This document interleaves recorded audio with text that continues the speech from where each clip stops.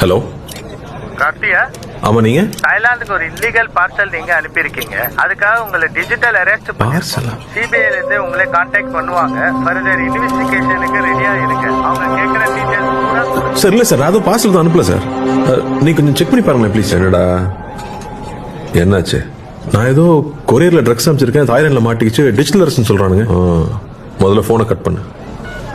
இன்னும் கொஞ்ச நேரத்தில் ஃபுல் செட்டப்போட வீடியோ கால்லே வருவான். சிபிஐ ஆஃபீஸர் பேசுறேன், இதை பத்தி வெளியில யார்கிட்டையும் சொல்லக்கூடாதுன்னு சொல்லுவான்.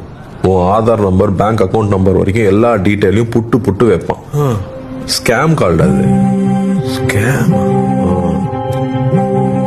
இந்த மாதிரி சிபிஐல இருந்து பேசுறோம், அமலாக்கத்துறையில இருந்து பேசுறோம்னு சொல்லுவாங்க. உங்களுக்கு பரிசு விழுந்திருக்குன்னு சொல்லுவாங்க. பேங்க்ல இருந்து பேசுறோம், உங்க ஓடிபி நம்பர் கொடுங்கன்னு சொல்லுவாங்க.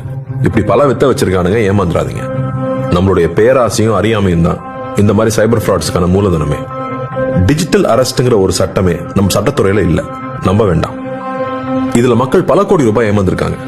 இதுல ஏமாந்தவங்க சின்னவங்க பெரியவங்க, படிச்சவங்க படிக்காதவங்கன்ற பேதமே இல்ல. வீட்டில் இருக்க எல்லாரையும் எஜுகேட் பண்ணுங்க, முக்கியமா பெரியவங்க. Let's build a safer digital world.